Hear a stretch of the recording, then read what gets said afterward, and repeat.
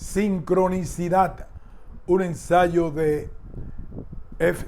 David Pett. Puente entre mente y materia.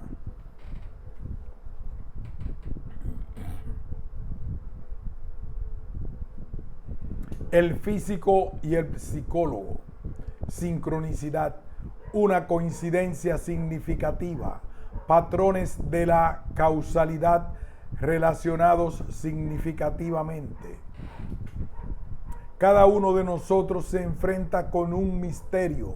Nacemos en este universo, crecemos, trabajamos, jugamos, nos enamoramos y al final de nuestras vidas afrontamos la muerte. Pero en medio de toda esta actividad se nos presentan constantemente una serie de preguntas abrumadoras. ¿Cuál es la naturaleza del universo y cuál es nuestra posición en él? ¿Qué significa el universo? ¿Cuál es su propósito? ¿Quiénes somos y cuál es el significado de nuestras vidas? La ciencia intenta proporcionar respuestas a estas preguntas porque siempre ha sido competencia del científico el descubrir cómo está constituido el universo, cómo se creó la materia originalmente y cómo empezó la vida. Las teorías sobre el mundo natural pueden ser especialmente eficaces en sus capacidades proféticas y hermosas en su estructuración abstracta interna. No obstante, las teorías científicas nunca pueden cobrar vida por su cuenta, sino que deben mantener siempre su calidad de tales, es decir, lo que son teorías, relatos, objetivos del mundo que se deben evaluar confrontados con el conocimiento próximo que nos brinda nuestra experiencia personal y esos raros instantes de penetración, insight, que sugieren una realidad más profunda que está más allá del mundo de las apariencias. La ciencia puede haber descubierto la estructura interna del átomo, estudiado la geometría de la molécula de ADN y explorado los misterios de los agujeros negros. Pero ¿cómo podría interpretar la experiencia de T.E. Lawrence al viajar por el desierto una mañana temprano? Nos pusimos en camino, una de esas madrugadas despejadas en que el sol despierta los sentidos. Durante alrededor de una hora en esa mañana, los sonidos, olores y colores del mundo impresionaron individual y directamente al hombre sin ser filtrados o tipificados por el pensamiento. Y se puede aclarar los recuerdos de la infancia de Wordsworth. Hubo un tiempo en que el prado, la arboleda y el arroyo, la tierra y cada visión común me parecían estar ataviados de luz celestial, de gloria y de frescura de un sueño. Por un lado tenemos la inmediatez y el sabor de nuestras vidas, de la poesía, de la música, el arte y el misticismo, y por otro, los descubrimientos y explicaciones objetivos de la ciencia. Por una parte existe la emoción, la belleza, la maravilla y por otra la posibilidad de que la conciencia sea un epifenómeno de determinadas reacciones electroquímicas complejas, de que la vida sea el producto de procesos moleculares fortuitos y que el universo sea un accidente.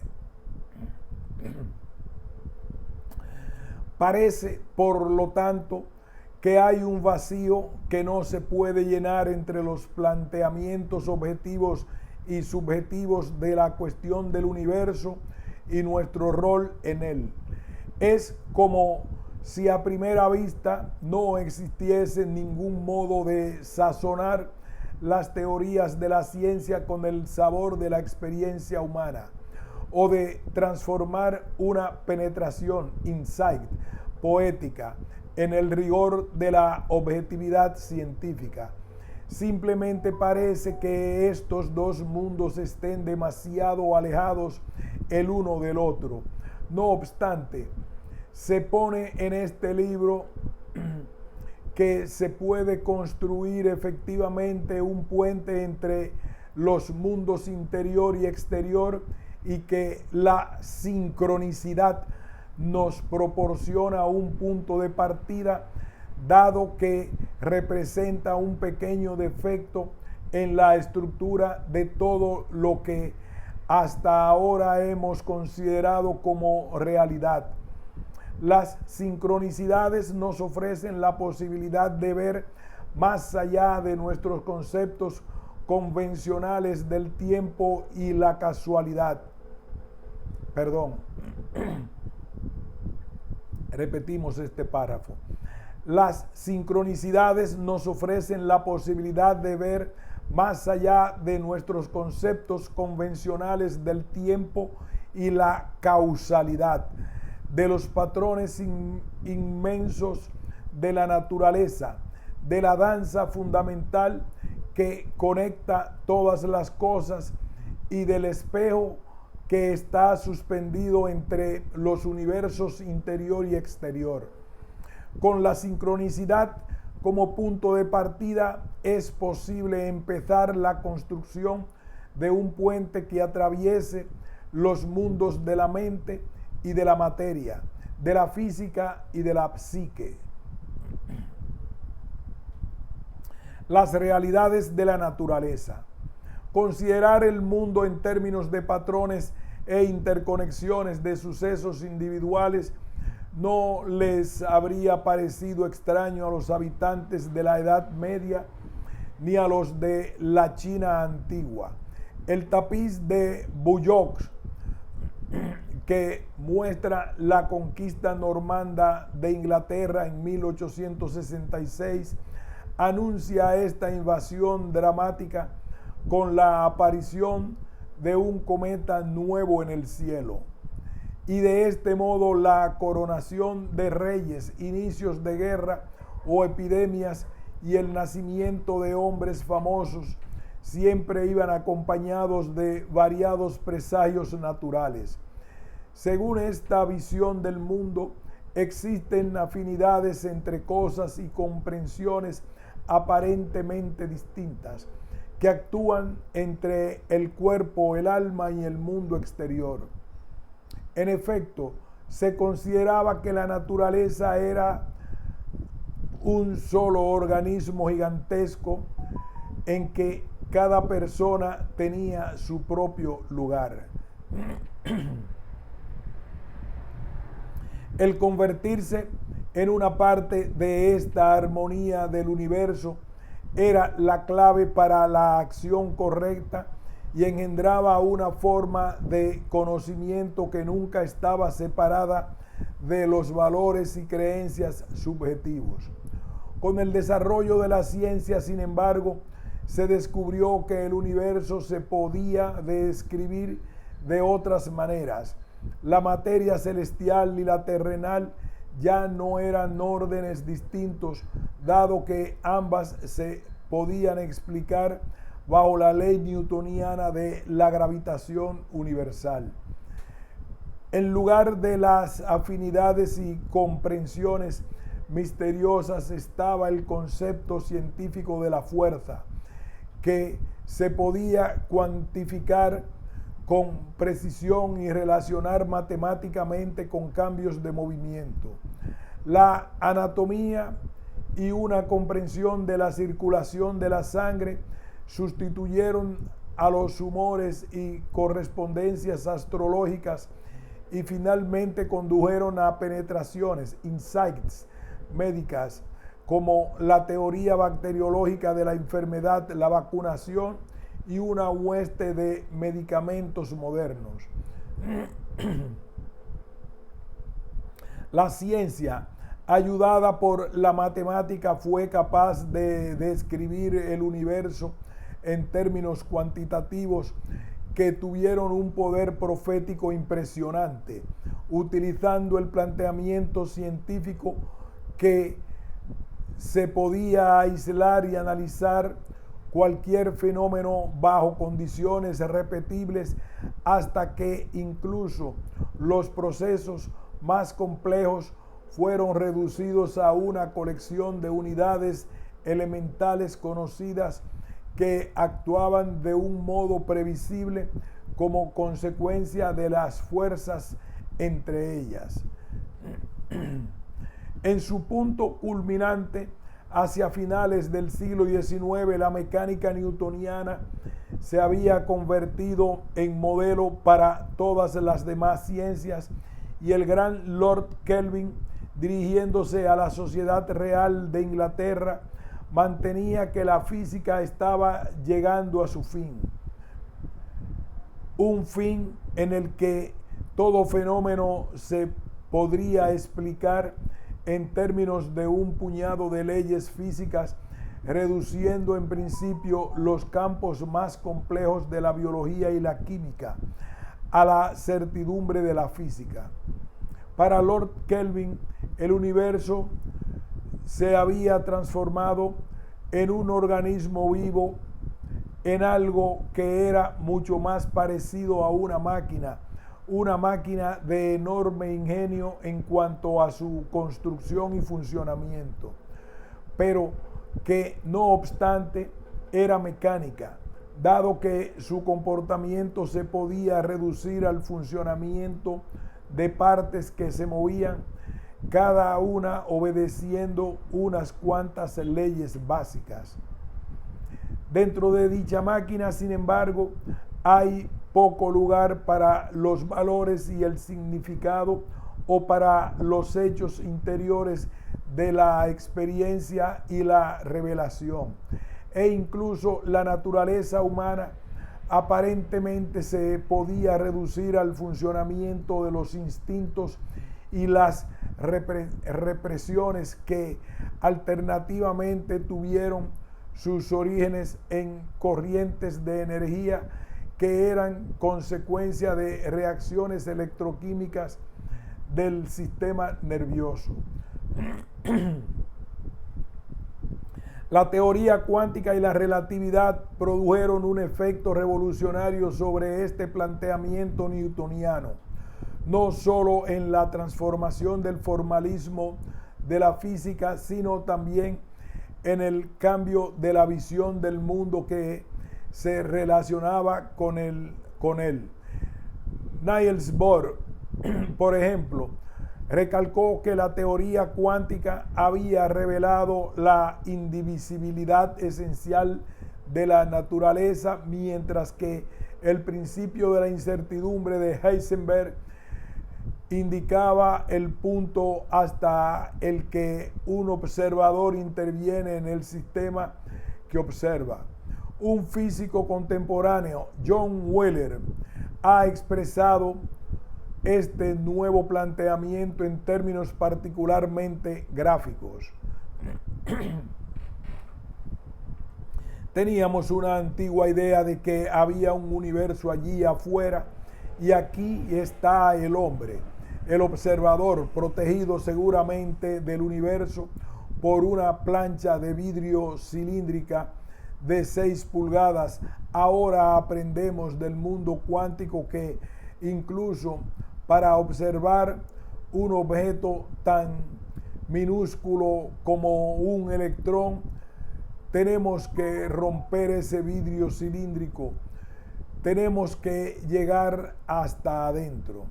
De modo que la antigua palabra observador simplemente tiene que ser eliminada de los libros y debemos sustituirla con la nueva palabra participante.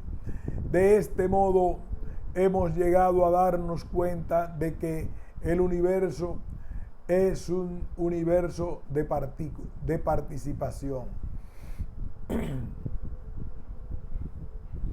Este universo de participación de Bohr y Heisenberg, esta relatividad del espacio y del tiempo, esta interconexión de las cosas, señala una visión del mundo muy distinta a la del mecanismo newtoniano. Pero a pesar de las revoluciones importantes que han ocurrido en la física, los antiguos modos de pensar siguen dominando nuestra relación con la naturaleza. Creemos que el tiempo es exterior a nuestras vidas y que nos lleva en su corriente. La causalidad gobierna las acciones de la naturaleza con su mano de hierro, y nuestra realidad de consenso está limitada a la superficie de las cosas y se parece más al funcionamiento vinculado a las reglas de una máquina que a la adaptabilidad sutil de un organismo. Incluso los científicos mismos que aceptan el formalismo y la matemática de lo que se ha llamado la nueva física conservan muchas de las actitudes de la ciencia del siglo XIX.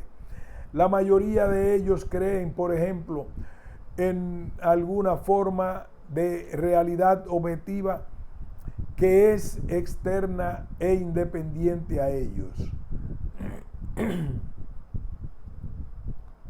Ellos buscan partículas fundamentales y entidades elementales de que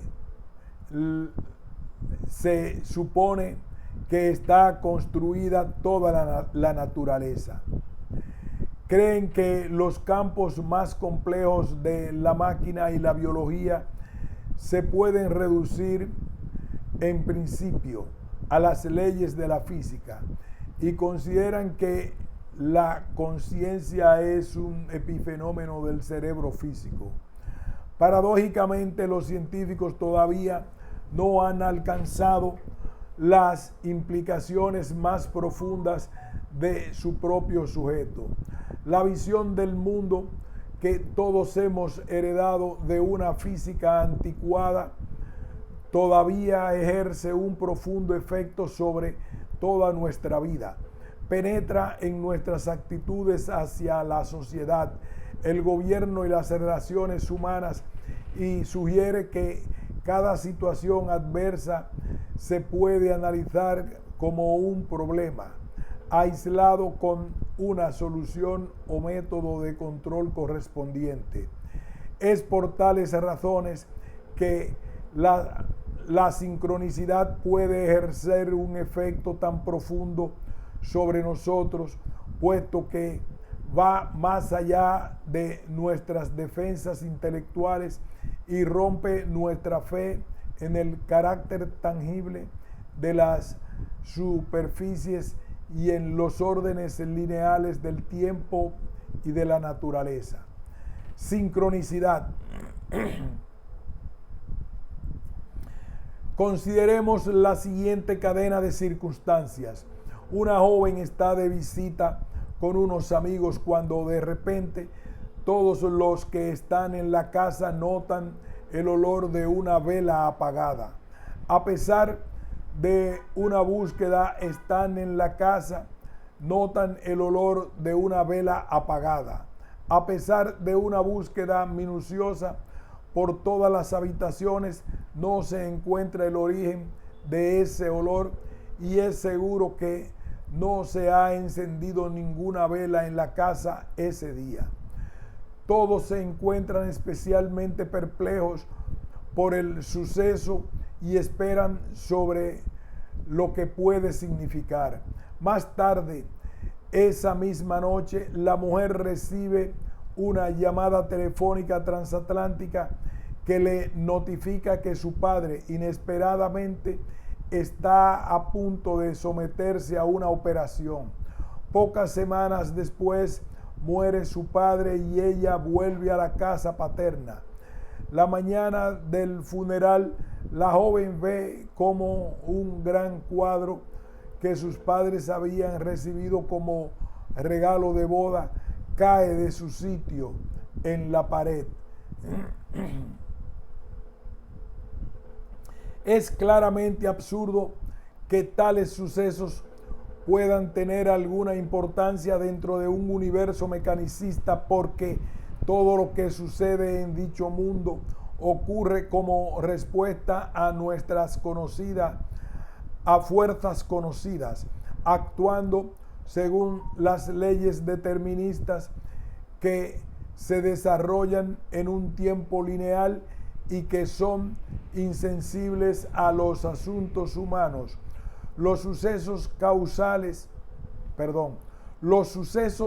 casuales solamente producen patrones que son fortuitos, y ver significados en dichos patrones es tan inútil como buscar mensajes en esta interferencia llamada nieve, que a veces aparece en una pantalla de televisión. Creer que determinados sucesos casuales sean una manifestación de algún patrón fundamental de la naturaleza, o que sean el resultado de un principio conector a causal, sería un puro disparate. Pero ¿cómo se puede explicar los sucesos de la vela apagada y el cuadro caído, ya que fueron presenciados por varias personas?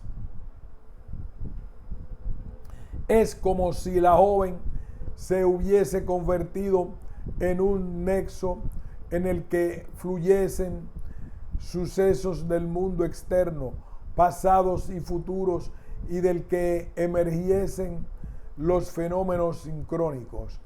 La enfermedad de su padre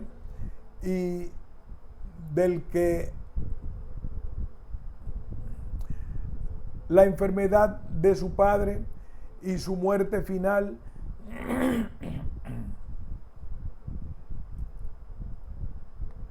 la reacción afligida de su familia y sus propios sentimientos parecen haberse envuelto dentro de ella y emergido con el fenómeno de la vela apagada antes de que recibiese la llamada telefónica. Los sucesos que ocurrieron en aquella habitación, centrándose en el fenómeno de una vela apagada, representan en el microcosmos el desarrollo del drama de muerte del padre y el regreso de la joven a causa de sus padres.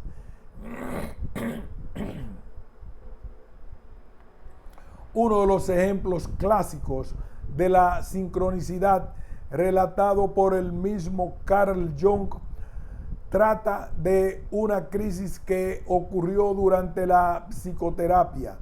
La paciente de Jung era una mujer cuyo planteamiento sumamente racional de la vida dificultaba cualquier forma de tratamiento.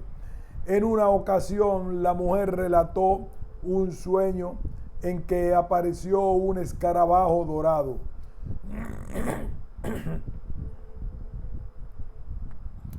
Jung sabía que dicho escarabajo tenía gran significado para los antiguos egipcios, pues lo consideraban un símbolo del renacimiento. Mientras hablaba la mujer, el psiquiatra, en su oficina oscura, oyó un golpe en la ventana situada detrás de él. Descorrió las cortinas, abrió la ventana y entró un escarabajo de color verde dorado, un Cetonia aureate.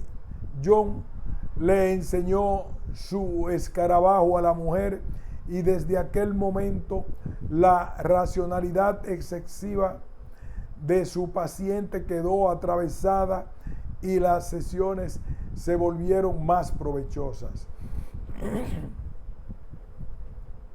A pesar de nuestro interés en una visión científica de la naturaleza, tales sucesos ocurren, y mientras es verdad que cualquiera de ellos se puede tratar como una coincidencia, Esta clase de explicación tiene poco sentido para la persona que haya experimentado tal sincronicidad. En efecto, el sentido de estos sucesos es que son significativos y desempeñan un papel importante en la vida de una persona. Las sincronicidades son los comodines en la baraja de las cartas de la naturaleza, ya que se niegan a jugar según las reglas y ofrecen un indicio de que en nuestra búsqueda de certidumbre con respecto al universo es posible que hayamos ignorado algunas pistas vitales. Las sincronicidades nos retan a construir un puente con un fundamento apoyado sobre la objetividad de la dura ciencia y el otro sobre la subjetividad de los valores personales. Serialidad. Uno de los primeros investigadores que indagó sobre la naturaleza de las coincidencias de la vida fue un biólogo austríaco, Paul Kammerer, que a fines del siglo reunió ejemplos de coincidencia de grupos de sucesos inexplicables.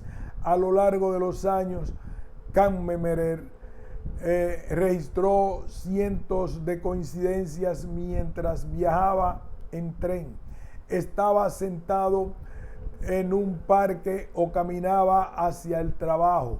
Clasificaba los transeúntes según distintos parámetros como, por ejemplo, la edad, el sexo, la ropa y lo que llevaban en sus manos. Luego, estos datos se sometieron al cuidadoso análisis estadístico para descubrir si algunos de estos parámetros tendían a agruparse en el tiempo. Kammerer también reunió gran número de anécdotas como la siguiente.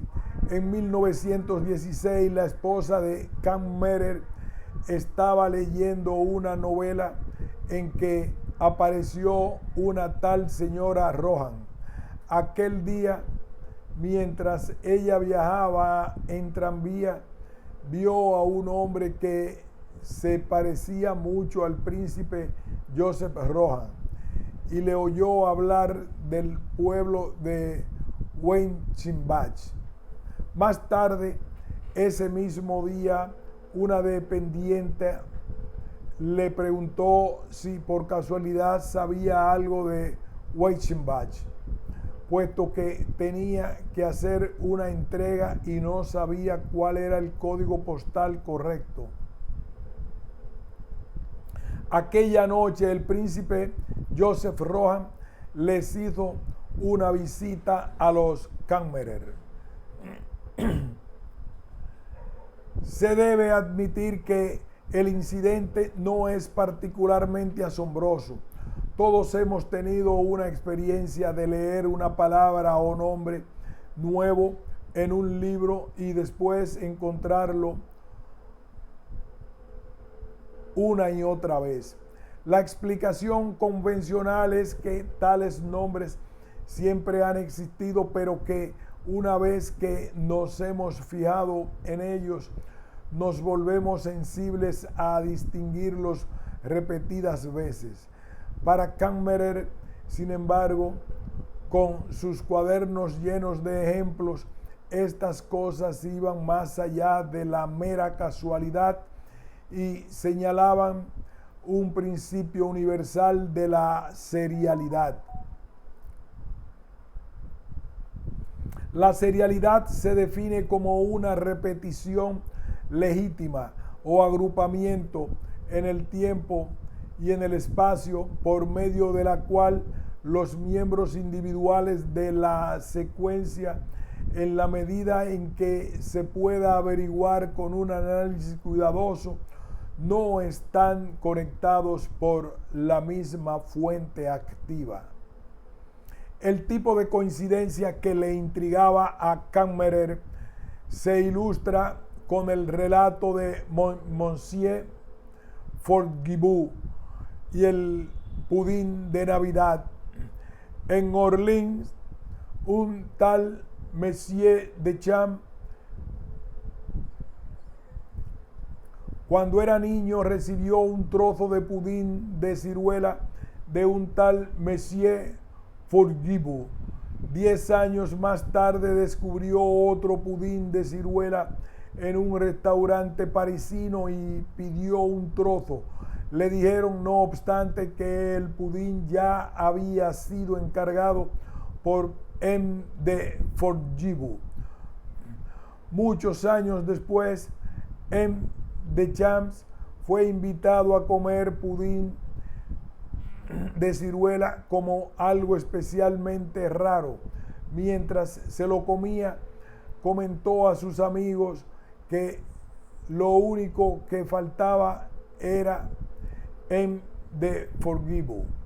En aquel instante se abrió la puerta y un hombre muy viejo, totalmente abordado por la ancianidad, entró en la habitación. Era M. de Forgibou, que se había equivocado de dirección y había entrado por error en la fiesta. Al igual que los asteroides se juntan en el espacio bajo la influencia de la gravedad, los sucesos fortuitos, según la hipótesis de Kammerer, también se agrupan. Fue como si Kammerer hubiera propuesto que un suceso mostraba afinidad con otros sucesos casualmente inconexos, pero que compartían alguna forma o patrón global. Por ello, la serialidad y sus agrupamientos ocurren bajo la influencia de conexiones acausales en vez de por medio de los familiares impulsos y arrastres causales de la física. Kammerer, por lo tanto, había elaborado un razonamiento para la existencia de una armonía o mosaico fundamental que la naturaleza, un modelo que es el cordón umbilical que conecta el pensamiento, los sentimientos, la ciencia y el arte con la matriz del universo de que los originó. Einstein calificó la obra de Kammerer de original y de ningún modo absurda, y Arthur Koestler opinaba que la serialidad es una expresión de la tendencia integradora del universo. No obstante, las ideas de Kammerer sobre los agrupamientos causales no son especialmente conocidas hoy en día y no han despertado el interés de la comunidad científica. La razón no es difícil de descubrir. Mientras que Kammerer empezó con un camino interesante al proponer que los patrones fundamentales de la naturaleza se manifiestan en patrones de causalidad.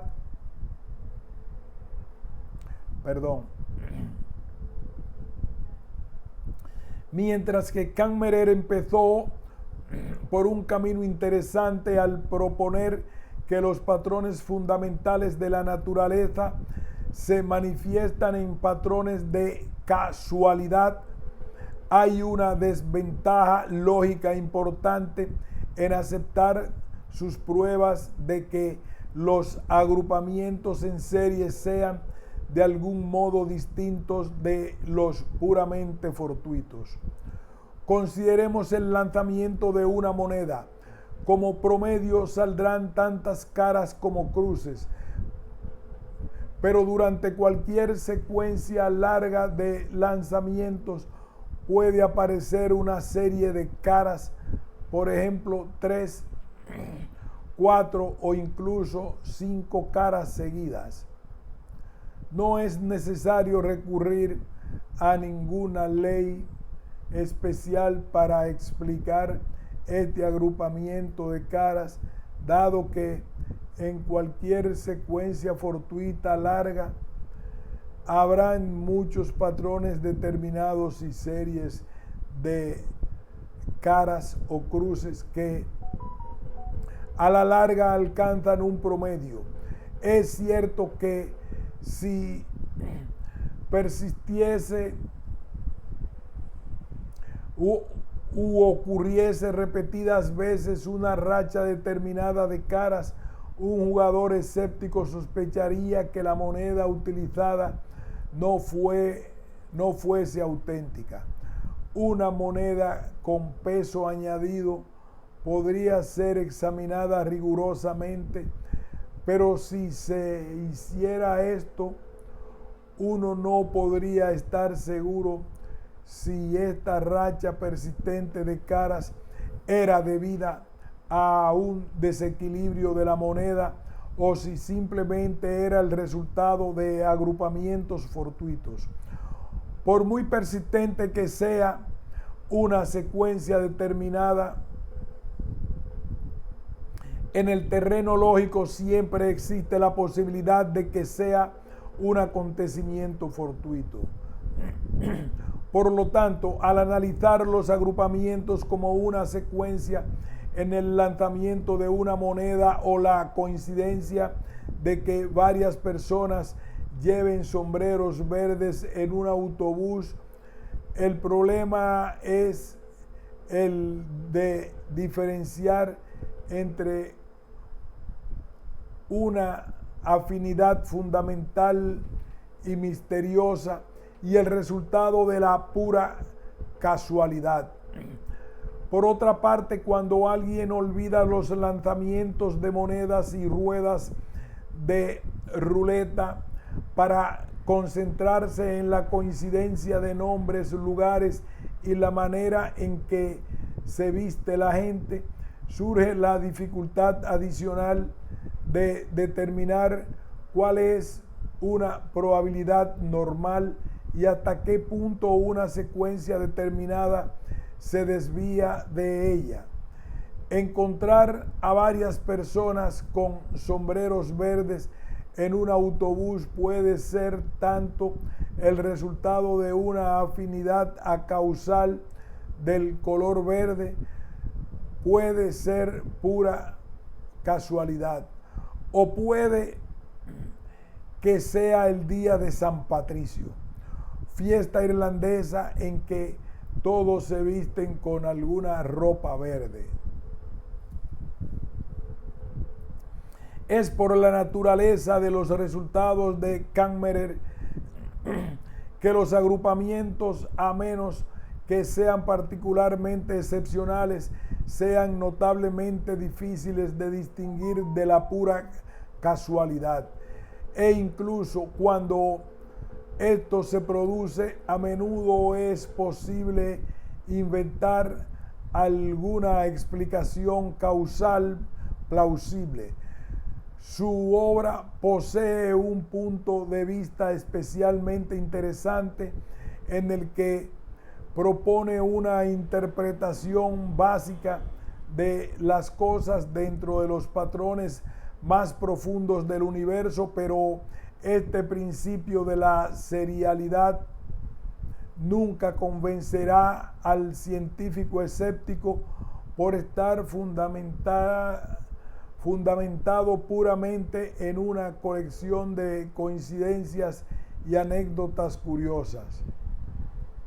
Por lo tanto, quedó en manos de Carl Jung la tarea de desmontar el significado inherente a lo que realmente diferencia una sincronicidad de una mera coincidencia. Carl Jung. La historia verdadera de la sincronicidad empieza con la colaboración de dos pensadores extraordinarios, el psicólogo Carl Jung y el físico Wolfgang Pauli. Su concepto de la sincronicidad tuvo su origen en la unión entre los planteamientos de la física y la psicología. Las vidas de la obra de estos dos hombres contiene el embrión que irá evolucionando y enriqueciendo el concepto de sincronicidad, y dado que nunca se ha contado públicamente la curiosa historia de su encuentro, merece la pena relatarla en estas páginas. Pero primero estudiemos los muy distintos pasados de estos dos hombres y los caminos que finalmente los juntarían. Carl Jung nació en el pueblo suizo de Queswil en 1875, y después de una infancia solitaria llena de enfermedades y una tendencia introvertida hacia los sueños y fantasías, se convirtió en un estudiante de medicina robusto, extrovertido y que se daba a la bebida. Jung escogió la psiquiatría como su campo de especialización, y mientras trabajaba en la famosa clínica Burgolzi, el joven médico empezó a mantener correspondencia con Sigmund Freud, cuya interpretación de los sueños demostraba cómo todo el contenido interno del inconsciente podía unirse. Cuando Jung y Freud se conocieron en 1907, el psicoanalista suizo ya había hecho contribuciones importantes en el campo con su test de asociación de palabras y su teoría de complejos. Sus conversaciones fueron un éxito incondicional. Jung reconoció un amor religioso con alusiones indudablemente eróticas, y Freud, por su parte, trataba al hombre más joven como su hijo adoptivo y escribió: no podría esperar que nadie mejor que tú continuase y completase mi obra. A disgusto de los freudianos de Viena, la ascensión de Jung al poder dentro de la organización fue meteórica. Él organizó la primera asamblea internacional en Salzburgo en 1908 y fue elegido presidente del Consejo Psicoanalítico. No obstante, a pesar de su intimidad, Freud y Jung tenían puntos de vista profundamente diferentes con respecto al inconsciente. Incluso sus metodologías y planteamientos de investigación eran distintos, ya que mientras Freud se basaba en una tradición racional y científica, Jung se interesaba más por el espiritualismo, la fantasía y la naturaleza curiosa de las imágenes que dibujaban y soñaban sus pacientes, mientras que Freud afirmaba que nuestra vida inconsciente está dominada por los instintos y represiones sobre los que está extendido el fino barniz de la civilización. Jung consideraba que el inconsciente tiene una dimensión creativa oculta y que no está impulsada solamente por los instintos sexuales. Ya en 1909, cuando aún eran amigos íntimos,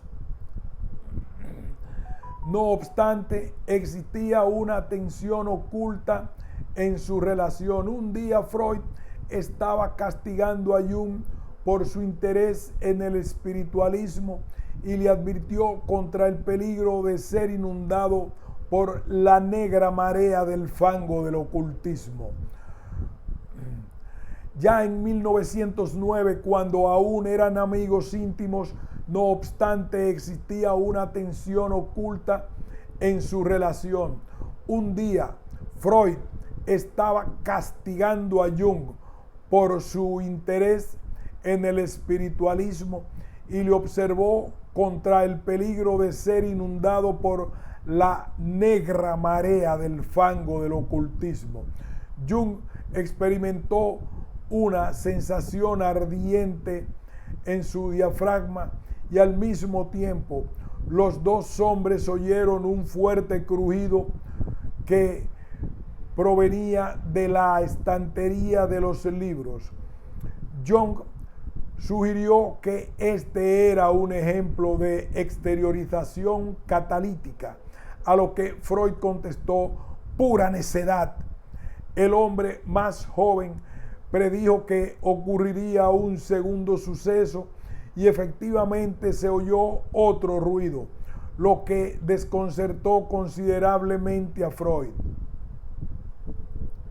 1 o 2 años más tarde, Jung estaba realizando sus investigaciones con una dirección muy distinta a la que había tomado Freud. En 1912 se creó una ruptura importante cuando Freud señaló un desliz freudiano en una de las cartas de Jung. Jung contestó: verá, mi querido profesor, mientras siga repartiendo esa basura, me traen sin cuidado sus acciones sintomáticas. Ellas se reducen a nada comparadas con el destello formidable en los ojos de mi hermano Freud. Jung dimitió como presidente del Congreso Psicoanalítico y Freud se regocijó. Por fin nos hemos librado del brutal y beato Jung.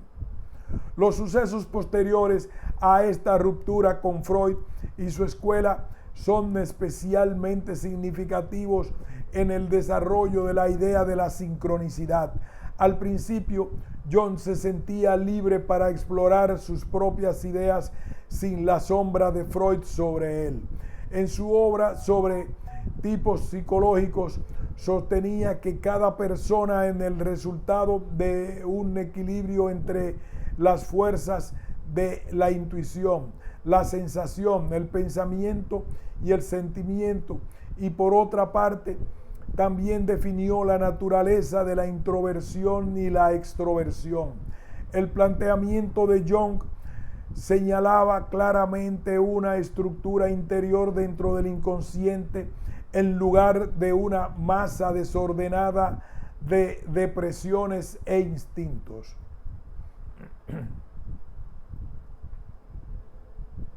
Cuadro: intuición, sensación, pensamiento, sentimiento. En medio de esta actividad, sin embargo, Jung experimentó los primeros síntomas de lo que sus biógrafos han llamado una depresión mental absoluta, cuyos detalles se pueden encontrar en su autobiografía, Recuerdos, Sueños y Reflexiones, Memoirs, Dreams and Reflections.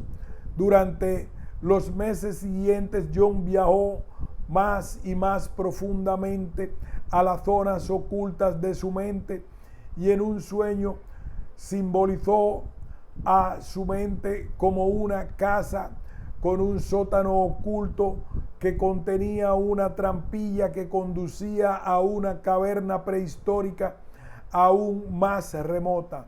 Jung estaba empezando a descubrir una zona profunda y universal de la mente de la que más adelante llamaría el inconsciente colectivo u objetivo. Dentro de este terreno, Jung demostraría ser como a toda la humanidad. Descubrió una variedad de símbolos que calificó de mandalas. Dentro de este terreno que Jung demostraría ser común a toda la humanidad, descubrió una variedad de símbolos que calificó de mandalas, al igual que un gran número de personalidades autónomas. Durante su depresión, Jung conversaba con estas figuras internas y aparentemente independientes que incluían a Filemón, el viejo sabio, y a Anima, la joven mujer que una vez había servido como guía espiritual para Simón Magnus, Lao Tzu y Klingsor. Con respecto al primero, Jung escribió: a veces me parecía ser muy real, como si fuese una personalidad viva. Caminaba arriba y abajo con él en el jardín y para mí era lo que los indios llaman gurú. Él decía cosas que yo no había pensado conscientemente, porque yo observaba que no era yo quien hablaba, sino él. Estas visitas alcanzaron su apogeo en 1916, cuando durante varios días la casa entera de Jung estuvo encantada y un domingo por la mañana sonó el timbre y no había nadie fuera. El ambiente estaba espeso, créame. Entonces supe que algo tenía que suceder. La casa entera estaba llena, como si estuviera presente una multitud abarrotada de espíritus. La llenaban hasta la puerta y el aire estaba tan denso que apenas era posible respirar.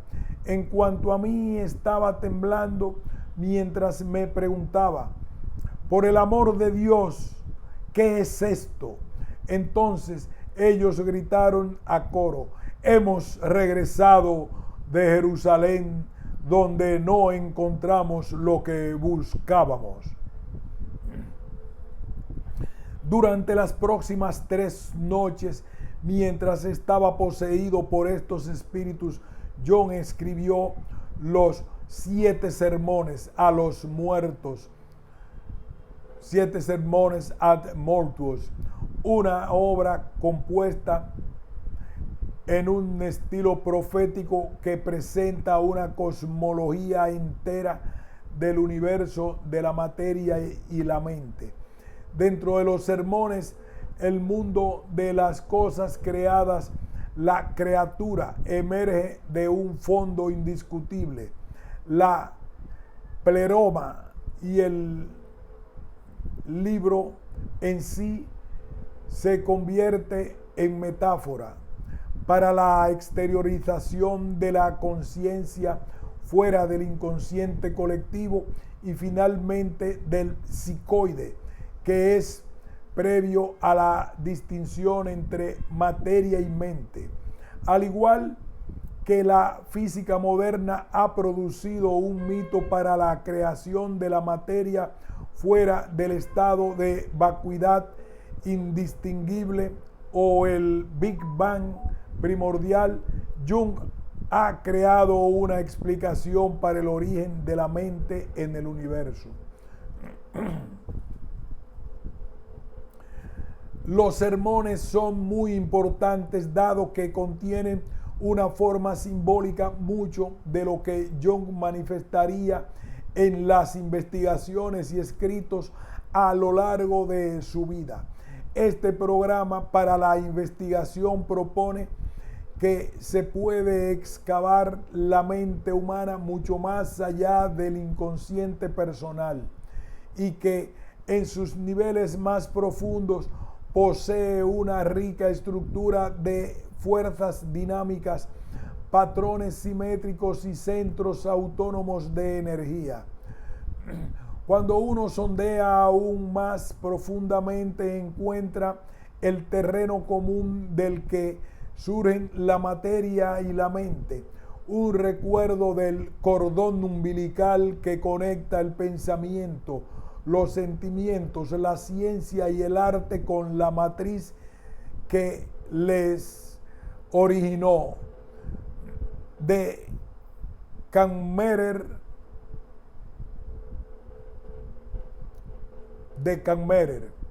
Pero, ¿qué fue exactamente lo que le sucedió a Carl Jung durante este periodo de depresión nerviosa? Decir que estaba loco no explica nada, pues el caso es que su viaje en el inconsciente no fue de ningún modo caótico, sino que mostró su propio orden interior. El mundo que descubrió Jung no es loco e insensato, sino sumamente estructurado, de modo que el psicólogo fue capaz de regresar a la superficie del sano juicio, trayendo con él penetraciones, insights y descubrimientos profundos que formaron la base de toda su obra posterior. El hecho de que esta profunda transformación de su ser interior fuese acompañada de varias sincronicidades, como por ejemplo las apariciones y los toques de timbre, sugiere que energías de consideración y patrones internos estuvieron implicados durante este periodo.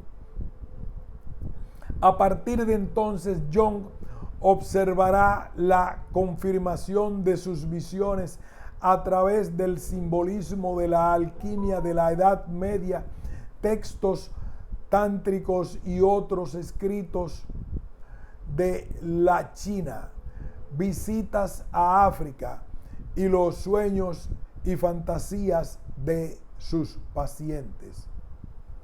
Wolfgang Pauli. Dejemos a Jung mientras se revela los contenidos del inconsciente y pasemos al físico Pauli. Wolfgang Pauli nació en 1900 en el seno de una familia vienesa acaudalada. Su padre era profesor de bioquímica en la Universidad de Viena y su madre tenía conocimientos artísticos. Mientras era niño, Pauli sobresalía en el colegio, pero le asustaban los cuentos de hadas. A los 18 años se matriculó en la Universidad de Múnich, donde 2 años después le conoció Werner Heisenberg. Vi a un alumno de pelo oscuro con un rostro algo sigiloso en la tercera fila. Sommerfeld nos había presentado durante mi primera visita y entonces me dijo que consideraba que el chico era uno de esos alumnos con más talento, alguien de quien podría aprender mucho. Su nombre era Wolfgang Pauli y durante el resto de su vida será un íntimo amigo, aunque a menudo un crítico severo. Pauli ciertamente podía ser implacable en su crítica científica, dado que poseía una penetración, insight profunda en la física, y su intuición era rápida en reconocer pistas falsas, razonamientos poco sólidos y errores y de suposición. Por esta razón, el joven fue apodado Die Giesel Gottes, el látigo de Dios, y Der Fürchterliche Pauli el espantoso. Incluso el mismo Einstein no estaba inmune a sus ataques críticos. No obstante, cuando el joven escribió una crítica del tamaño de un libro sobre la teoría de la relatividad, Einstein escribió: nadie que estudie esta obra madura y magníficamente concebida creería que su autor sea un hombre de 21 años. Uno se pregunta, ¿qué es lo que debería admirar más? La comprensión psicológica para el desarrollo de las ideas, la seguridad en la deducción matemática, la profunda penetración insight, física, la deducción matemática, la profunda penetración física, la capacidad de realizar una lúcida presentación sistemática, el tratamiento completo del tema o la certeza de evaluación crítica.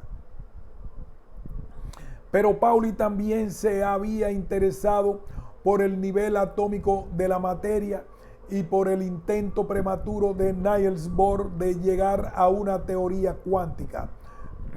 Durante sus años como alumnos, Pauli y Heisenberg pasaron muchas horas criticando la teoría existente y explorando otros planteamientos. En efecto, Heisenberg escribió más adelante que sus paseos con Pauli constituyeron la parte más importante de mis estudios.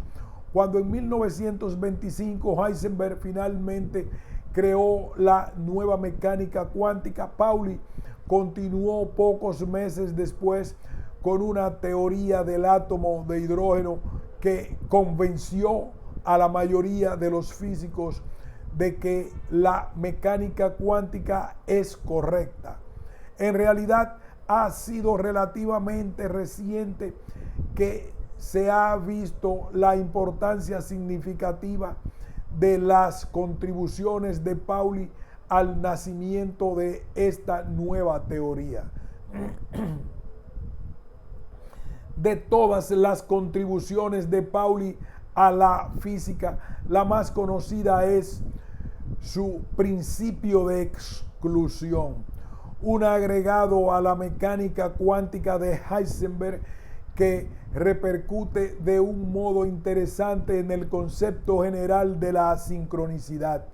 La sincronicidad, como proponemos en este libro, se origina de los patrones fundamentales del universo y no a través de una causalidad de impulsos y tirones que normalmente relacionamos con sucesos de la naturaleza. Por esta razón, John ha llamado a la sincronicidad un principio conector acausal, pero una conexión acausal es precisamente la que Pauli propuso en su principio de exclusión. El principio de Pauli puede que resulte muy claro para el físico cuando se expresa en términos matemáticos, pero conceptualmente es bastante abstracto. Posiblemente la mejor manera de comprenderlo sea considerar una simple imagen. Pauli sostenía que en el nivel cuántico toda naturaleza entabla una danza abstracta. Por otra parte, todas las partículas y cuantos elementos de energía se pueden dividir en dos grupos según el tipo de danza que ejecutan. Los electrones, protones, neutrones y neutrinos, junto con otras partículas, forman un grupo y entablan una danza antisimétrica, mientras el otro grupo incluye mesones y fotones de luz y forma una danza simétrica. Resulta que en el primer caso, la naturaleza de este movimiento o danza abstracta tiene un efecto de mantener las partículas con la misma energía, siempre apartadas las unas de las otras. Sin embargo, esta exclusión de partículas de su espacio de energía no es el resultado de ninguna fuerza que actúe entre ellas, ni es un acto de causalidad en el sentido normal, sino que se origina en la antigeometría del movimiento abstracto de las partículas como conjunto. Por lo tanto, el patrón fundamental de la danza entera ejerce un profundo efecto sobre el comportamiento de exclusión, lo que provoca que los electrones en un átomo se amontonen en una serie de niveles de energía y hace que un átomo sea químicamente distinguible de otro. Es el principio de Pauli lo que provoca la riqueza química de la naturaleza, y sin ella el universo entero parecería más o menos monótono. En la danza simétrica del principio de Pauli, lo que funciona detrás de la intensa luz coherente del láser es igual que los superfluidos y la superconducción.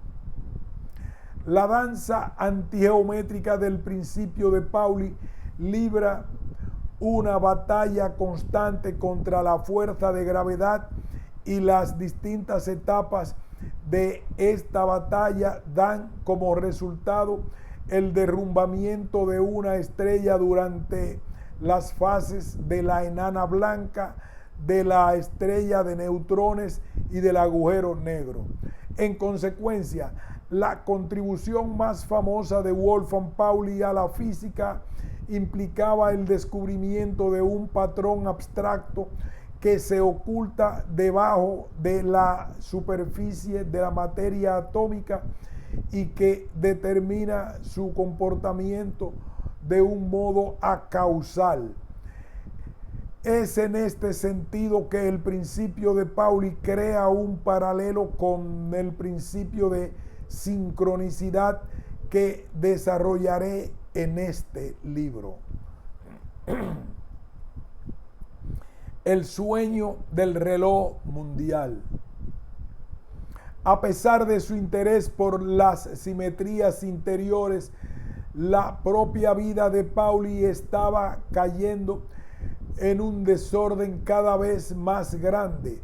En 1928 fue nombrado titular de la Cátedra de Física Teórica en Zúrich, donde sus conferencias fueron confusas y mal preparadas.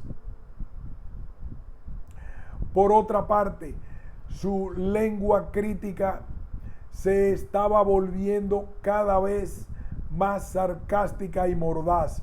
Un año después de haber conseguido su cátedra, la madre de Pauli se suicidó por envenenamiento y el profesor de 29 años se casó con una cantante de cabaret de poca categoría que le dejó pocas semanas después.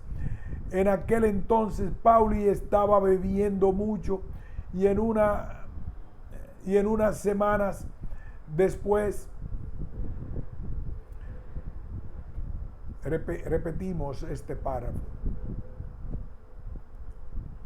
Un año después de haber conseguido su cátedra, la madre de Pauli se suicidó por envenenamiento y el profesor de 29 años se casó con una cantante de cabaret de poca categoría que le dejó pocas semanas después. En aquel entonces Pauli estaba bebiendo mucho y en una ocasión le echaron de un bar por participar en una pelea. Al borde de una depresión nerviosa, buscó ayuda profesional y visitó la consulta de Carl Jung. Aunque Jung mantenía las confidencias profesionales de todos sus pacientes, hoy en día es posible atar cabos y descubrir lo que ocurrió después. Jung diagnosticó que su paciente era un universitario, un intelectual muy arbitrario, un inconsciente se había vuelto agitado y activado, de modo que se proyectaba en otros hombres que parecían ser sus enemigos, y él se sentía terriblemente solo, porque todos parecían estar en contra de él. De nuevo, había llevado una vida intelectual muy arbitraria y naturalmente también tenía deseos y necesidades determinados, pero no tenía ninguna posibilidad en absoluto con las mujeres, dado que le era imposible diferenciar sus sentimientos, de modo que se ridiculizaba enseguida con las mujeres y por supuesto ellas no tenían ninguna paciencia con él.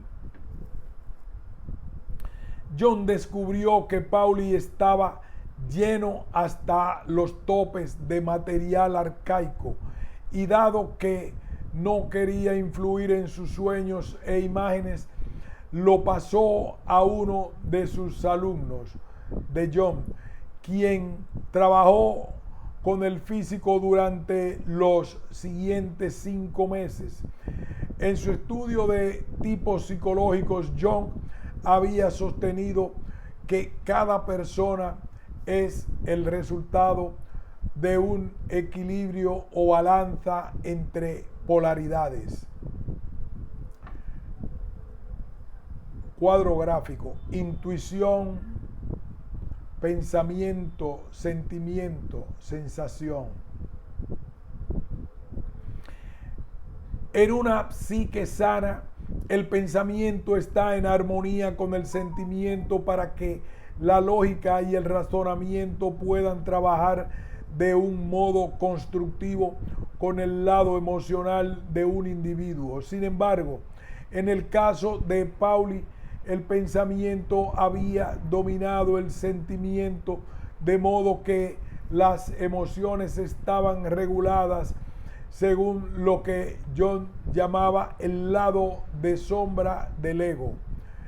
En otras palabras, la naturaleza emocional y sentimental de Pauli nunca se pudo desarrollar completamente, sino que permanecía en una forma cruda y sumamente vigorizada que tendía a manifestarse en forma de comportamientos irracionales, sueños y neurosis. Pensaba percibiendo lo que él creía que eran fuerzas primitivas en juego. Cerraba la tapa aún más herméticamente, de modo que el sentimiento se encontraba en la posición de una olla a presión ardiente con su válvula atascada.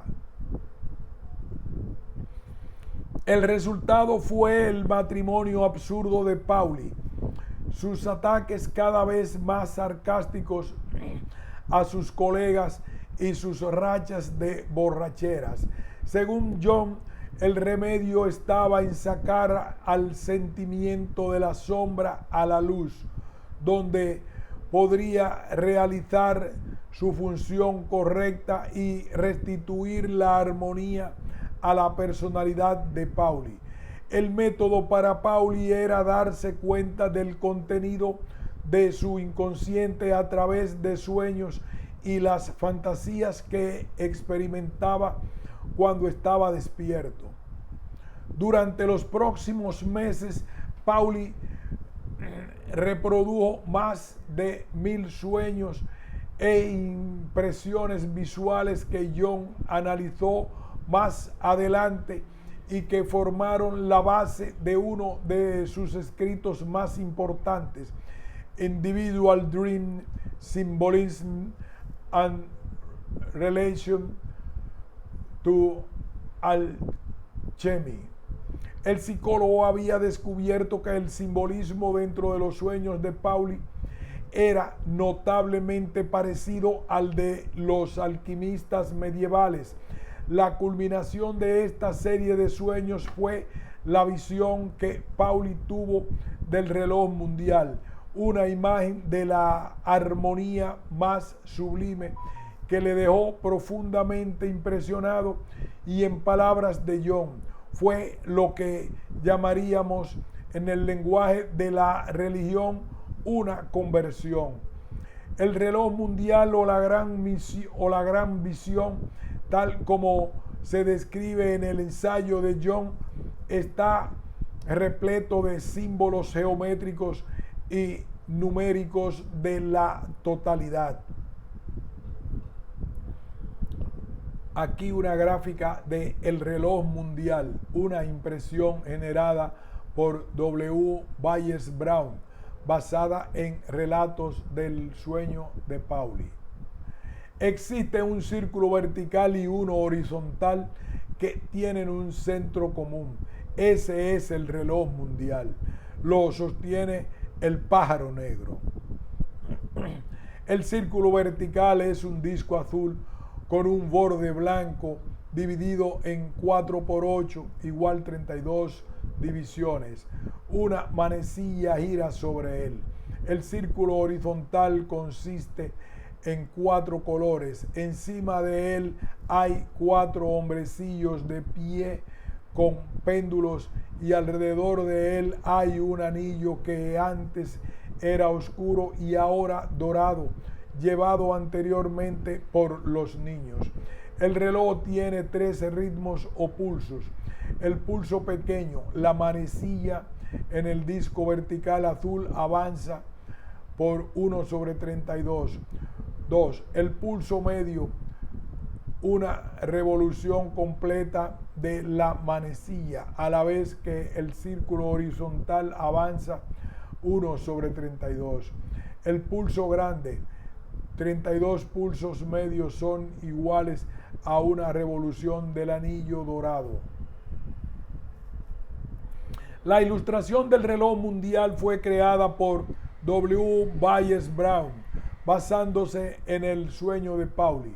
Se ha extraído una conferencia particularmente interesante, Wolfgang Pauli, físico y soñador, que Byers Brown dio en Londres en el 13 de abril de 1980 ante la Red Científica y Médica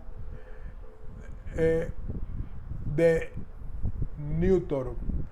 Al interpretar el sueño, Jung identificó el sueño de rotación de los discos con el espéculo místico, dado que participa en el movimiento rítmico y a la vez está fuera de él. Los dos discos pertenecen a los universos de la conciencia y el inconsciente que se cruzan en este espéculo.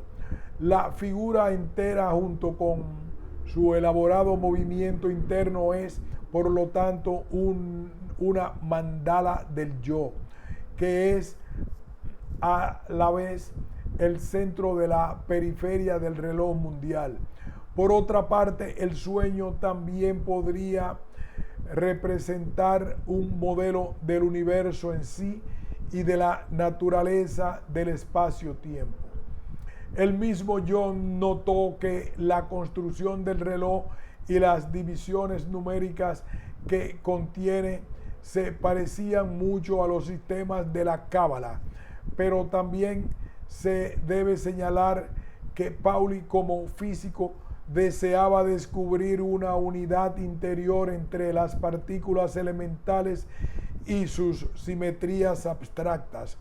Por lo tanto, la visión del reloj mundial puede interpretarse de varias maneras distintas y en efecto es una imagen que nos permite una gran variedad de interpretaciones.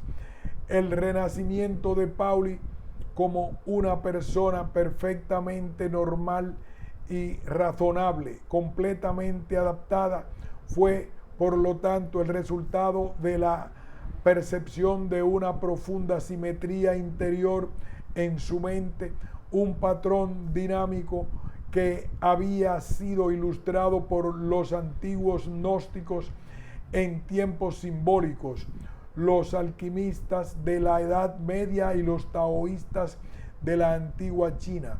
Según Jung, el alcoholismo de Pauli también fue curado, un diagnóstico que sin embargo no fue corroborado por los amigos del físico. En su autobiografía, H.B.G. Casimir describe un desgarrador viaje en coche de Lucerne hasta Zúrich, donde después de que Pauli hubiese tomado muchas copas, "Ich fahre ziemlich gut", gritaba Pauli mientras conducía de un lado a otro de la carretera. Es claro que Jung había exagerado el límite de la conversión de Pauli, no obstante, iba por buen camino al describir el nuevo interés de Pauli por la armonía y simetría de intereses.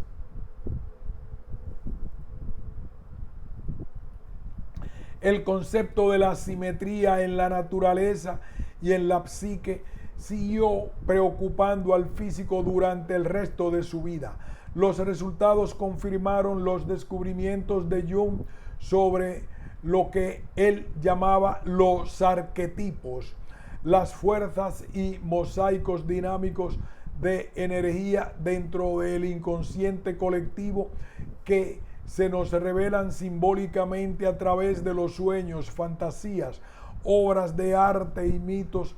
En los capítulos siguientes aprenderemos más sobre estos arquetipos y el papel que pueden desempeñar en la sincronicidad. Con el incentivo de Pauli, ahora Jung podía explorar la cuestión de una simetría oculta dentro del universo desde las perspectivas de la física y de la psicología. También fue como resultado de la insistencia de Pauli que Jung finalmente publicaría sus meditaciones sobre la sincronicidad, ya que después del psicoanálisis de Pauli, los dos hombres se hicieron colegas en sus búsquedas de los patrones internos de la naturaleza. Pauli asistía a reuniones del grupo de psicólogos de Zúrich y a su vez presentó a Jung muchos de los físicos destacados de la época que a menudo se mostraban favorables a sus planteamientos. Pero antes de dejar a Pauli, merece la pena explorar el efecto Pauli, un fenómeno que ha pasado a la mitología de la ciencia.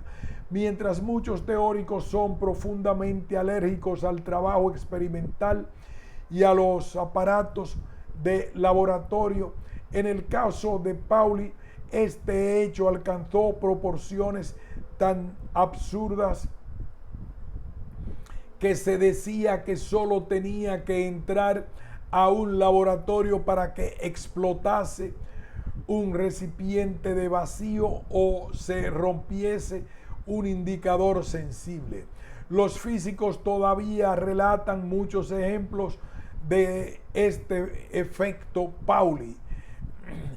Y una anécdota especialmente curiosa es la que nos proporciona el profesor J. Frank.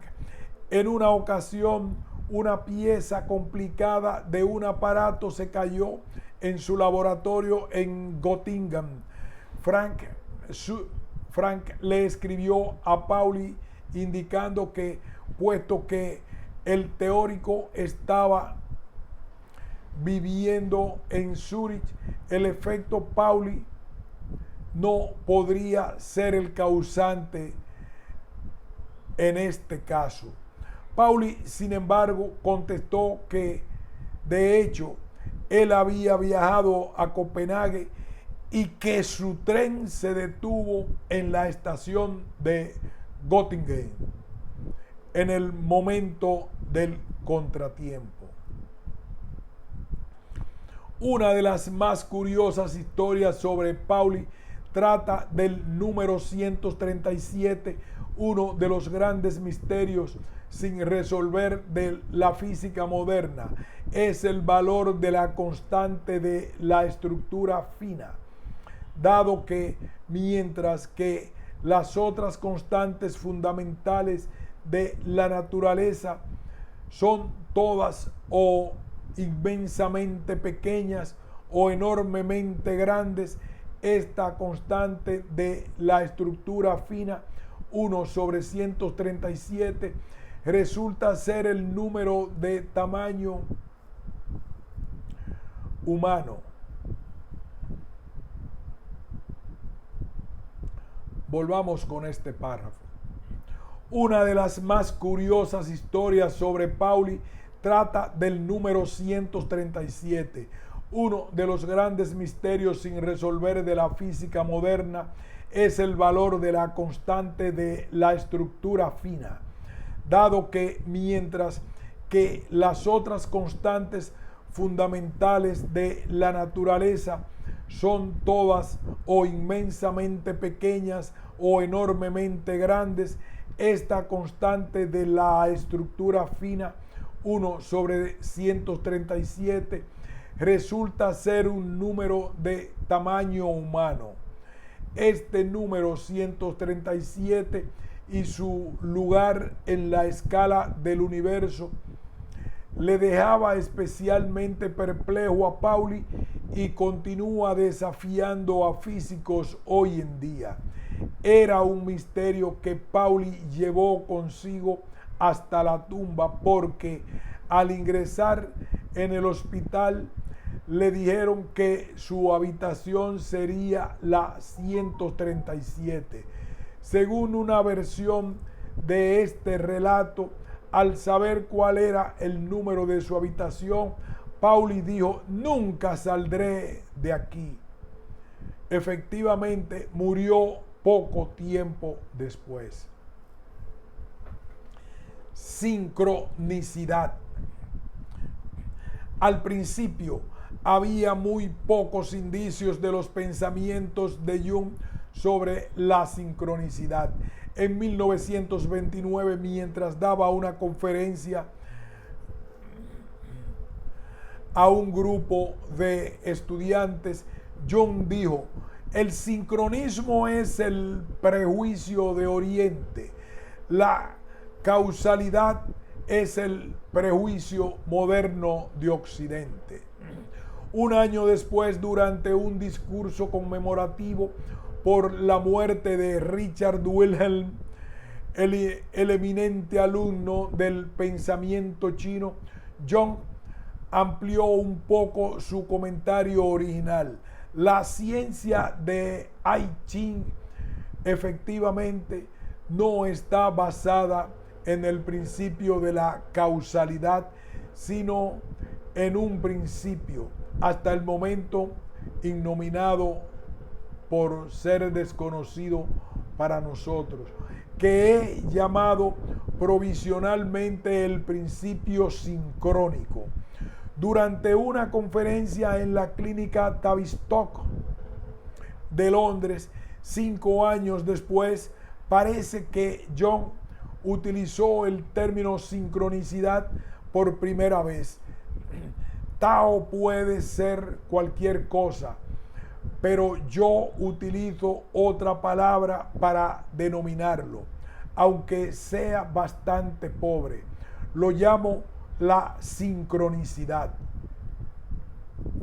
Ahora, gracias a Pauli, Jung fue capaz de cristalizar aún más sus ideas, y en 1952 los dos hombres publicaron juntos The Interpretation and Nature of the Physics, un libro que contiene 2 ensayos, uno de Pauli sobre la influencia de los arquetipos en la teoría de Kepler sobre el movimiento planetario, y el otro de Jung sobre la naturaleza de la sincronicidad. Aunque el segundo ensayo solo lleva el nombre de Jung, está claro que el resultado de largas, aunque el segundo ensayo de John aunque el segundo ensayo solo lleva el nombre de John, está claro que es el resultado de largas conversaciones con Pauli. No es una explicación definitiva de la sincronicidad, sino un punto de partida. Desde luego, forma el punto de partida de este libro, porque tal como dice John en la introducción, al escribir este ensayo he cumplido, por así decirlo, con una promesa que durante años me faltó el coraje para hacerla. Las dificultades del problema y su representación me parecían demasiado grandes. Si ahora he vencido mi irresolución y por fin me enfrento con el tema, se debe principalmente a que mis experiencias del fenómeno de la sincronicidad se han multiplicado a lo largo de los años. En este ensayo y en varios de los otros escritos de Jung se califica la sincronicidad de varias maneras. La coincidencia en el tiempo de dos o más sucesos no relacionados causalmente que tienen el mismo significado o un significado parecido.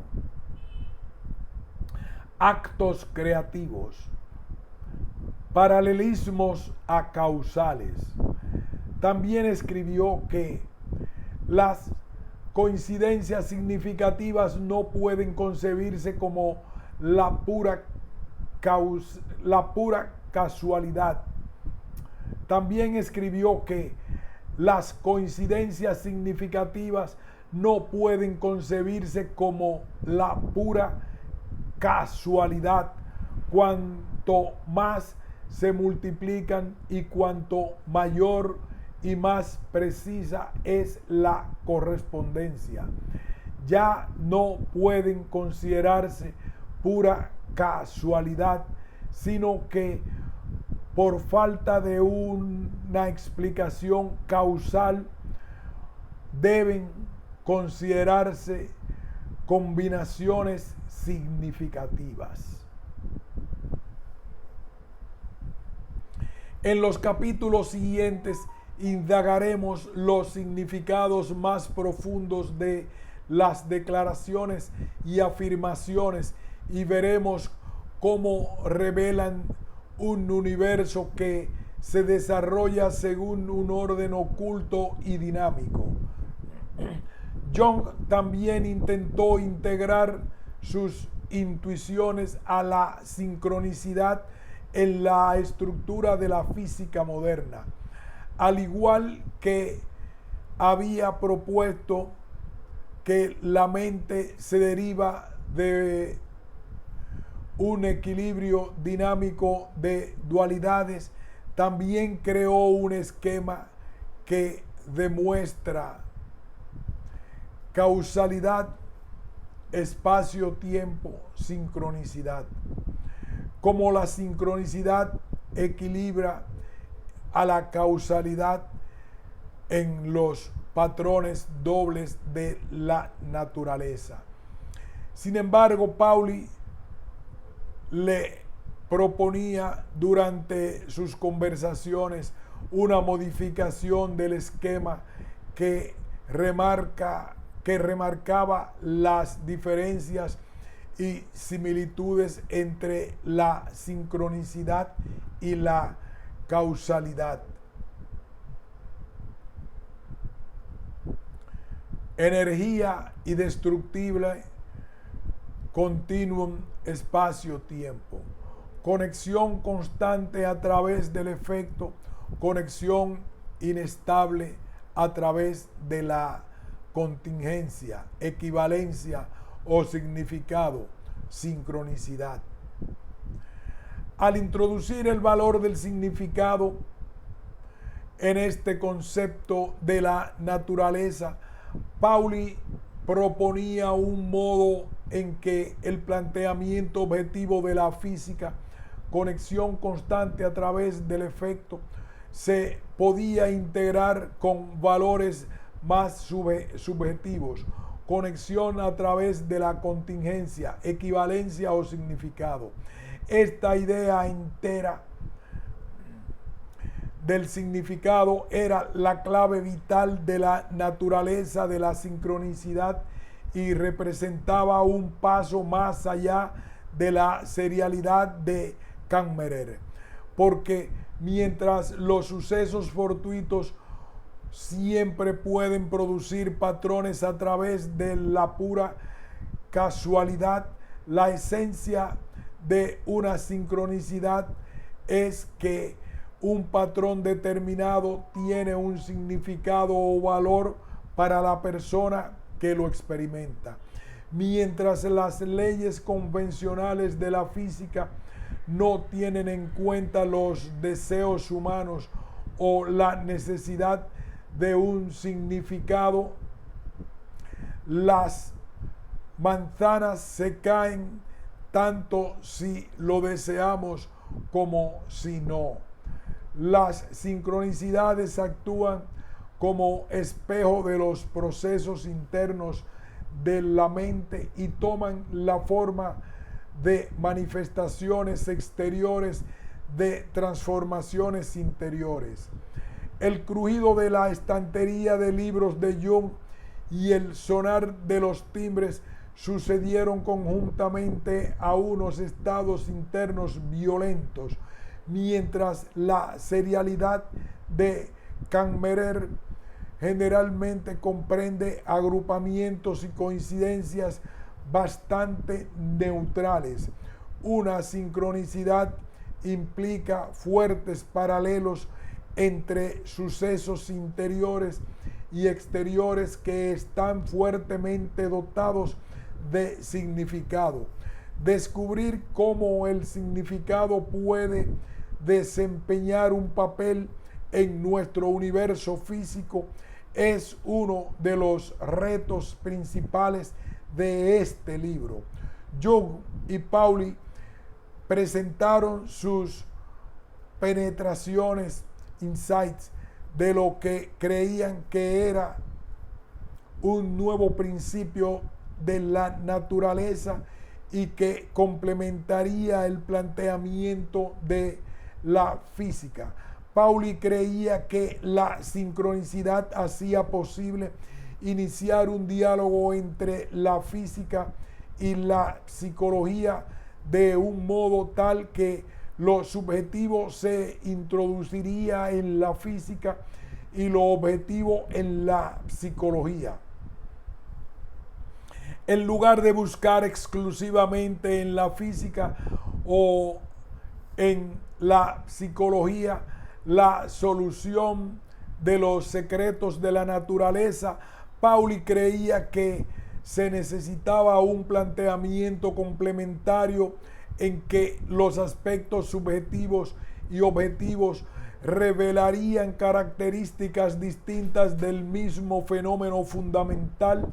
Al morir Pauli en 1958, Jung escribió: es una desgracia que Pauli haya muerto tan joven, dado que era un físico que gozaba mucho más que un psicólogo como yo de la confianza de sus contemporáneos.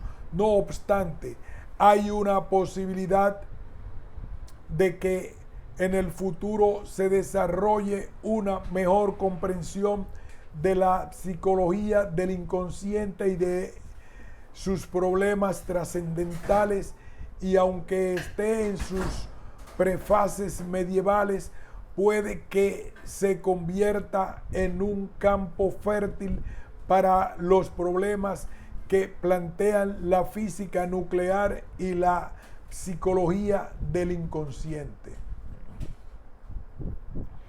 Varios de los colegas y alumnos de Jung han intentado ampliar y clarificar este trabajo que abrió nuevos caminos sobre la sincronicidad. Ira Pogrov, por ejemplo, suponía que si se podía liberar grandes cantidades de energía rompiendo la unidad elemental del átomo, se podría producir cantidades equivalentes de energía si se pudiera abrir comparativamente la profundidad de la psique. Bárbara Hanna, amiga y biógrafa de Jung, propuso que existe una forma de pensamiento sincrónico que está fuera de los límites del tiempo y del espacio. Y Marie-Louise von Franz, una de las hungarianas más originales, creía que la sincronicidad era la manifestación de un principio mucho más amplio del ordenamiento acausal que también se encuentra en la matemática y en la teoría cuántica y que representa actos de creación en el tiempo.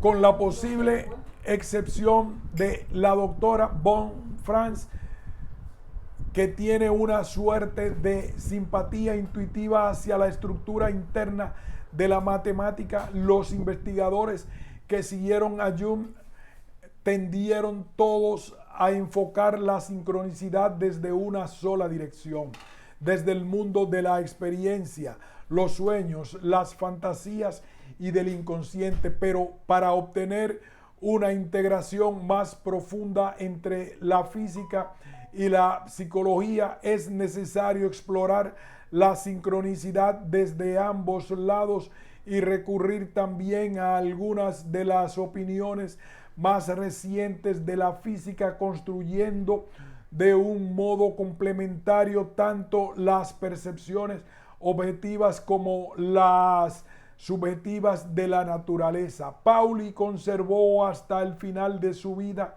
una profunda convicción en los poderes de la simetría.